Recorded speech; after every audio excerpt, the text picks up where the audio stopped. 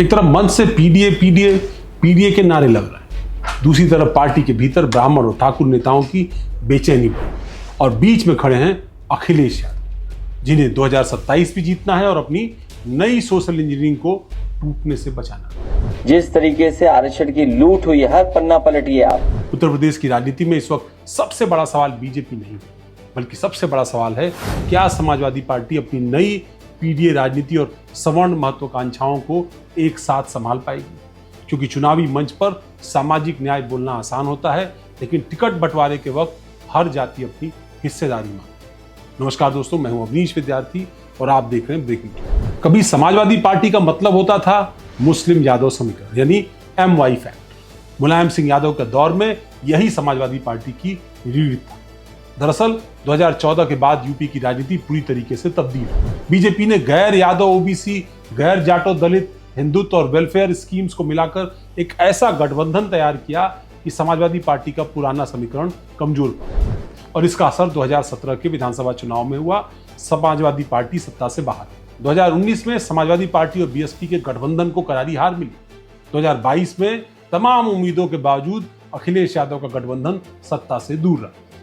यहीं से अखिलेश यादव ने समझ लिया कि अगर सिर्फ MY पर टिके रहे तो यूपी में वापसी नहीं होगी। और फिर याद आया उनको एक नया शब्द, उन्होंने जिसको इजाद किया, पीडीए, यानी पिछड़ा दलित अल्पसंख्यक। ये सिर्फ नारा नहीं था, दरअसल यूपी की राजनीति की रीब्रांडिंग प्रोजेक्ट की तरफ से 2024 लोकसभा चुनाव में समाजवादी पार्टी ने उम्मीद से कहीं बेहतर प्रदर्शन किया। बीजेपी को यूपी में झटका लगा।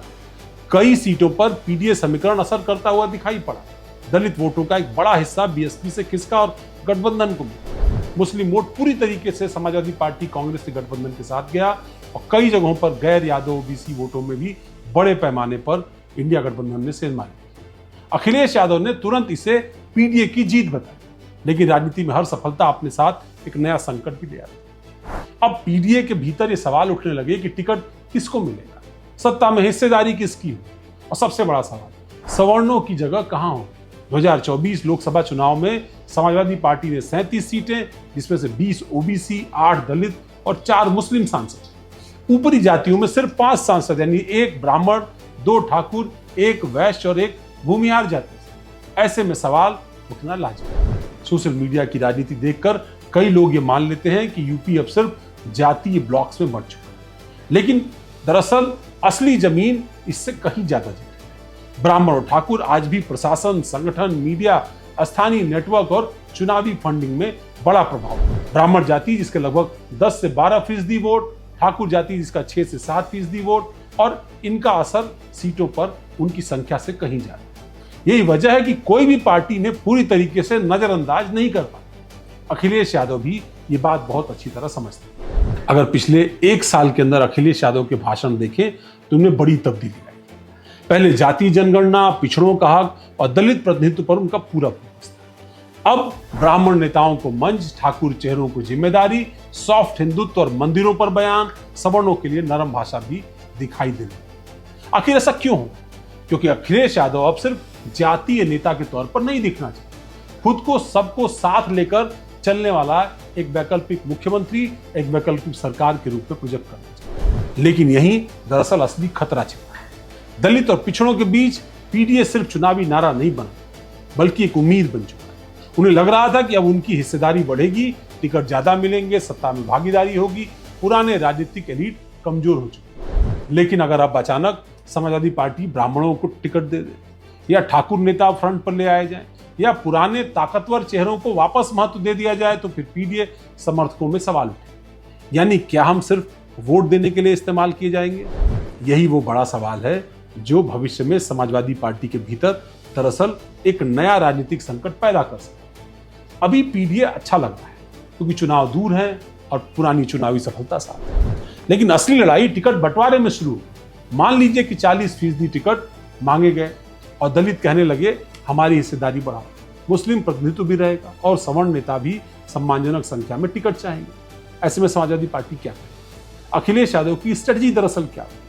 क्योंकि राजनीति में सम्मान का मतलब सिर्फ भाषण नहीं होता। सम्मान का मतलब होता है टिकट, मंत्री का पद, संगठन और सत्ता में भागीदारी, हिस्सेदारी। यहीं से दरअसल असल टकराव शुरू। बीजेपी बहुत बारीकी से पीडीए राजनीति को देख रही है, उसका विश्लेषण कर रही है। उसे पता है कि दलित, पिछड़ा, मुस्लिम वोट अस्थायी रूप से अगर एक साथ आ गया तो उत्तर प्रदेश की राजनीति पूरी तरीके से बदल जाएगी, जो 2024 में हो चुकी। इसलिए बीजेपी की रणनीति दो हिस्से में चली। पहला, गैर यादव, ओबीसी और गैर जाटव दलित को अपने साथ बनाए, और दूसरा, सवर्ण वोटों को यह महसूस कराना कि पीडीए उनके खिलाफ एक तरीके की राजनीति। यानी बीजेपी पीडीए को सामाजिक न्याय नहीं मानती, बल्कि जातीय ध्रुवीकरण के रूप में जनता के सामने ले जाना चाहिए, ताकि सवर्ण मतदाता गोलबंद हो पीडीए के खिलाफ। और यही 2027 का दरअसल सबसे बड़ा नैरेटिव हुआ। समाजवादी पार्टी के पीडीए राजनीति का सबसे बड़ा लक्ष्य बीएसपी का राजनीतिक स्पेस लेना भी माना है,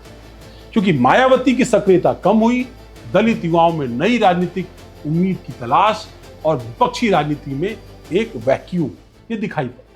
अखिलेश उसी जगह को दरअसल भरना चाहते, लेकिन दलित राजनीति सिर्फ वोट नहीं है, बल्कि सम्मान प्रतीक की राजनीति भी है। अगर दलितों को लगा कि पीडीए में असली ताकत फिर पुराने समूहों के पास चली गई, तो यह गठबंधन बहुत जल्दी बिखर सकता है। यूपी में ठाकुर राजनीति की चर्चा योगी आदित्यनाथ के बगैर अधूरी है। योगी ने हिंदुत्व, प्रशासनिक नियंत्रण, मजबूत नेतृत्व और सत्ता की छवि को जोड़कर एक नया राजनीतिक मॉडल बनाया। समाजवादी पार्टी के लिए ठाकुर वोट में सेंध लगाना आसान नहीं है। हालांकि स्थानीय स्तर पर कुछ ठाकुर नेताओं को जोड़ने की कोशिश हो रही है, पहले भी हुई है। लेकिन सबसे बड़ा सवाल, क्या पीडीए राजनीति में ठाकुर नेतृत्व सहज महसूस कर पाएगा? ध्यान से देखिए, अब अखिलेश यादव के भाषण सिर्फ जाति तक सीमित नहीं है। अब उनके मुद्दे क्या हैं? अब उनके मुद्दे हैं, संविधान खतरे में है, पेपर लीक हो रहा है, बेरोजगारी है, आरक्षण का मुद्दा है, किसान है, युवा है, सामाजिक सम्मान है। यानी वो भावनात्मक विपक्ष बनने की कोशिश है। पीडीए उसका सामाजिक आधार है, लेकिन अंतिम लक्ष्य उससे कहीं बड़ा है। क्या पीडीए और सवर्ण राजनीति साथ चल सकती है? ये भी एक बड़ा सवाल है, क्योंकि पीडीए ज्यादा प्रतिनिधित्व चाहता है, सवर्ण सम्मान और हिस्सेदारी दोनों चाहता है। हर जाति सत्ता में अपना चेहरा दरअसल देखना चाहता है। अगर अखिलेश यादव पीडीए को ज्यादा प्राथमिकता देते हैं तो सवर्ण उनसे दूर चले जाएंगे, और अगर सवर्णों को ज्यादा स्पेस देते हैं तो पीडीए का भरोसा कमजोर पड़ सकता है, और राजनीति में भरोसा टूटना दरअसल हार की शुरुआत हो जाती है।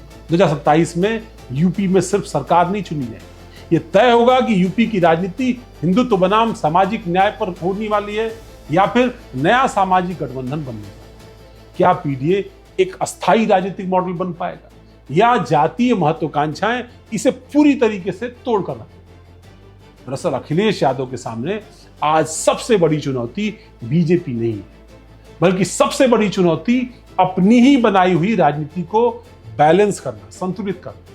क्योंकि पीडीए ने उन्हें एक नई राजनीतिक ऊर्जा तो दी, लेकिन यही रणनीति भविष्य में सबसे बड़ा विस्फोट भी बन सकती है। और यूपी की राजनीति का इतिहास गवाह है, जाति गठबंधन बनाना मुश्किल होता है, जाति गठबंधन बनाना मुश्किल होता है, लेकिन उसे लंबे समय तक संभाले रखना उससे भी ज्यादा मुश्किल, यानी शिखर पर टिकना मुश्किल। फिलहाल आपको हमारा विश्लेषण कैसा लगा कमेंट बॉक्स में जरूर बताइएगा। अगर वीडियो अच्छा लगा तो हमारे चैनल को लाइक करिए, सब्सक्राइब करिए। धन्यवाद, नमस्कार।